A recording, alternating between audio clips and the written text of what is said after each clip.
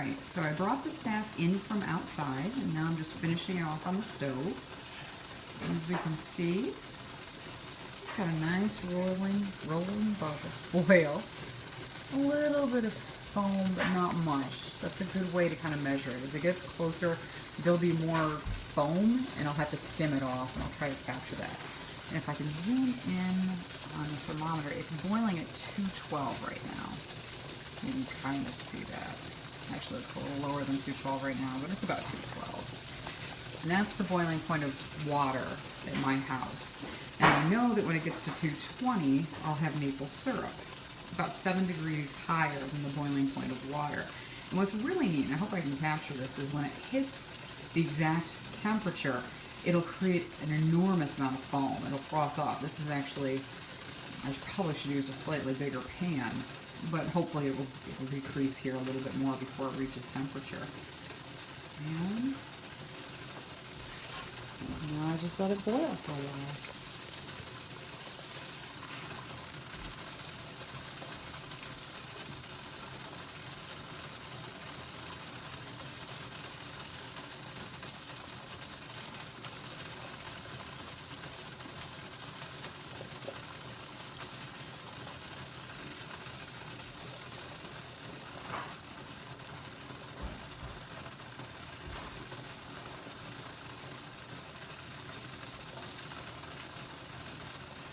Okay, so it's been about 6 or 7 minutes later, and it's still a nice rolling bubble.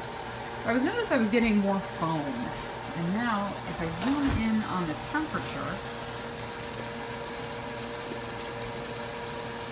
feel like it's going up a little bit. See that? Well, that's above 212. A little flash of steam there. So I'm going to stay right on top of this right now, because that's a lot of foam. I am a little surprised I didn't get more of the skimmable, I'm not sure that's a word, impurities, but I boiled this down pretty far outside. I like to get it as far as I absolutely can outside over the wood fire, so it's less steam in my kitchen. At this stage, you absolutely don't want to leave it, because it can go from maple syrup to hard rock pretty quickly, not to mention boiling over and making a disaster of your stove. And I figure, well, this is boiling. It's really getting steamy. Let's check that temperature. Still, alright, so it's still like 214. And a little bit of margin for error, so who knows. Maybe here another hour, it may boil in the next 2 minutes. It's a bit like labor. In the meanwhile, I want to show you what happens if you overboil your maple syrup just a little bit. Last year, when I made maple syrup, it was my first time actually, and I got it to the right temperature. And then I was a little nervous. I like thick maple syrup, and I just didn't want to take a chance on it being too thin. So I kept boiling a little bit, and I took it on, took it off, and kind of hesitated a bit. And I got beautiful, beautiful maple syrup.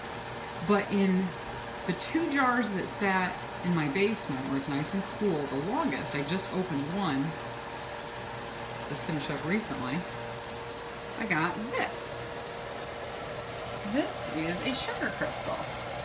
It formed in one of my jars. There we go. Just zoom back out. There we go. And it formed right at the bottom of the jar, and it's just absolutely beautiful. You can see that. It was just sitting in there forming the whole time. And as we used the maple syrup, this freed itself from the edge, and I was able to fish it out. And obviously I can't wash it off, but I just let it dry here. And the facets on this are just amazing. And dirty on that side from the sediment at the bottom of the jar, but absolutely beautiful. And what I'm going to do is I'm going to actually cover this with a clear polyurethane. I've actually read you can use clear nail polish. And just keep it kind of as a memento of my first year making maple syrup. And come back over to the syrup. still sap. We're getting there. It's frothy. Well, like I said, I still haven't had anything I could skim yet. When I get something to skim, I'm definitely going to record that because that's worth watching it. But it is very frothy, but not what it looks like when it actually hits temperature. And we're going to do the same thing, zoom in, so we can get that temperature. Still about 212, 214. So we're going to give this a little more time. Over on this side, I'm actually boiling the tops because I canned my maple syrup right away. And that's the tops to my jars. And I just threw in my funnel to get it clean and kind of sterile.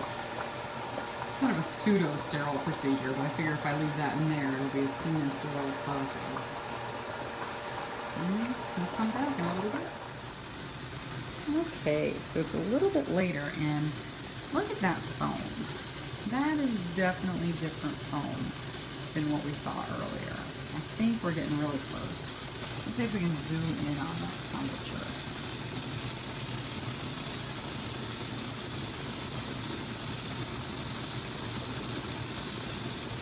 Now the temperature's sitting right about 214, which is what it's been sitting at for a while, but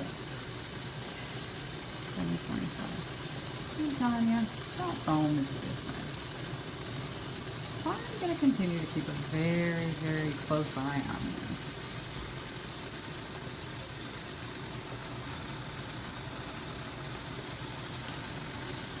I actually don't use a hydrometer yet. I just don't have one, unfortunately. I've had pretty good luck so far. Just going by temperature and observing my syrup. Another trick that I use.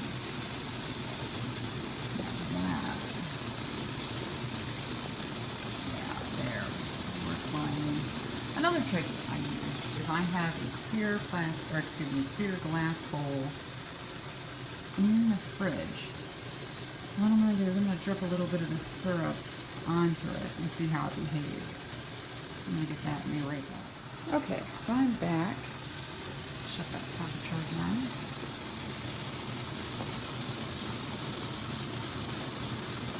Still not quite to 220, which is where I want it. I want to go ahead and get a little bit and test it on my bowl, or excuse me, my plate. This plate that's been in the freezer, actually. I was trying to get it cold. Just gonna go a little bit. Just a little bit. Let's see what this does on a nice cold plate. How thick it is. Not a little bit. My current crochet project I'm working on. It's a hat for my daughter. Let's see what this does. This is behave. It's good. It's thick. Quite what I want though. Still a little thin. I'll take it and I taste it. Oh, there we go. Let's see if I can get it to drip in.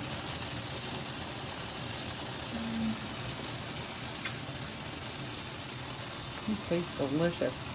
Really close, but I'm going to go by that temperature.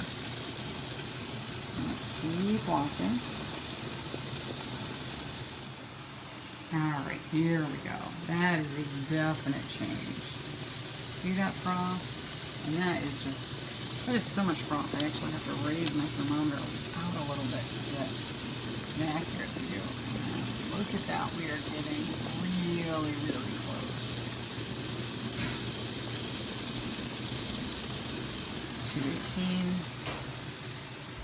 218, 219, and again that froth and those bubbles tell me more than anything else. This is actually my third time boiling it down. I'm still very much a novice. That tells me the story I want to see. And like I said, normal boiling point for water in my house is 212, so I'm looking for about 219. And I think we are there. Let's go ahead and get a little bit and drop it on my plate again and see how it behaves. See how much froth there is there? There we go. Let's take this over here.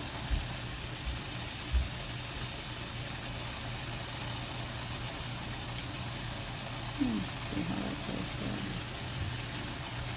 Yeah, that's looking pretty good to me. Let's see how it behaves on a cold, clear plate.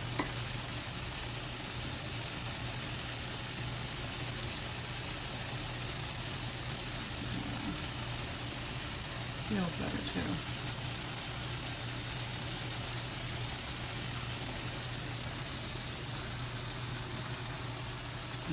Certainly tastes like maple syrup.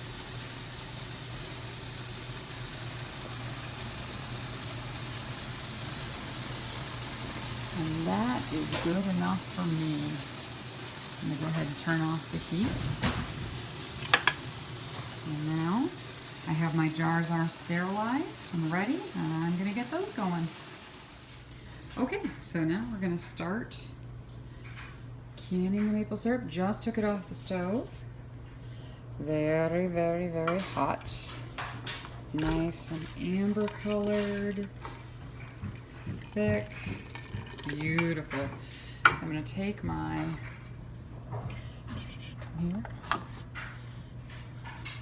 my handy dandy funnel, and here are my jars all lined up. These are freshly sterilized. I washed them, ran them through the dishwasher, unsanitized, kept them warm, and now I just start filling them.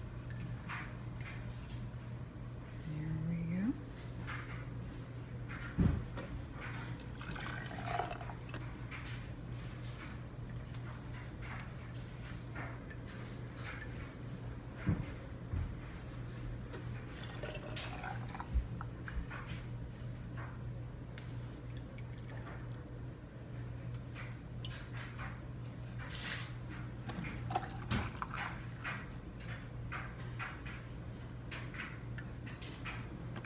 And I want to fill them just about to the top, but certainly not over.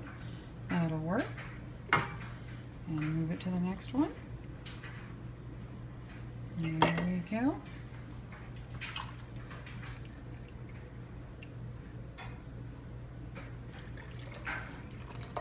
I like to use these jars. They're just your basic wide mouth pint canning jars. I like them, they work well, they're really an economical option, and they can be reused for anything. I'm a huge mason jar fan. I was a huge mason jar fan even before Pinterest. That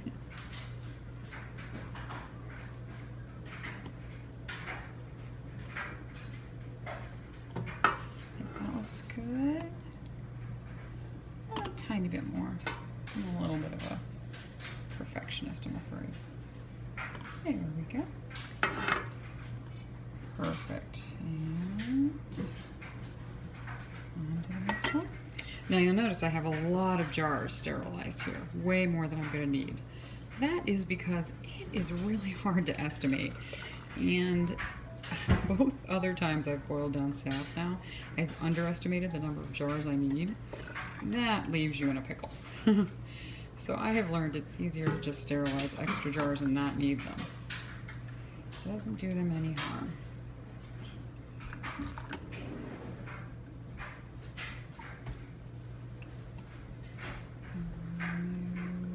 There we go. And I'm just going to finish filling as many jars as I can. And then I'll come back. Alright, so we're back, and I managed to fill 9 pint jars with syrup. So now what I need to do is put the lids on because everything is still hot. So what I do is I just run a damp paper towel along the lids to make sure they're all, or along the rim, make sure that they're all clean so that the lids will stick well.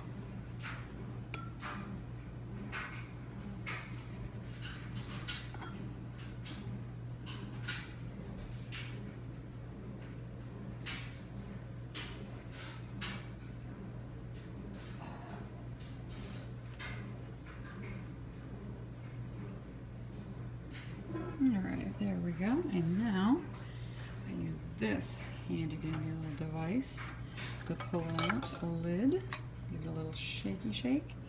It goes right on there. There we go. Gonna sit on top. And I'll just keep going. This device is amazing. First year or two I was canning, not maple syrup, but just other things, peaches and tomatoes and whatnot. I didn't have one of these. Oh my goodness, I burned my fingers trying to get them out of the hot water, and I couldn't separate them.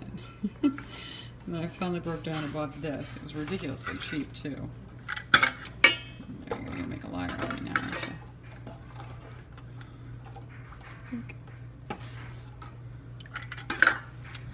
Wow, make a liar out of me, that's okay. Okay. So I'm just going to finish putting the rest of these lids on. And then I'll come back. And I am all done. I have 9 pints. Beautiful.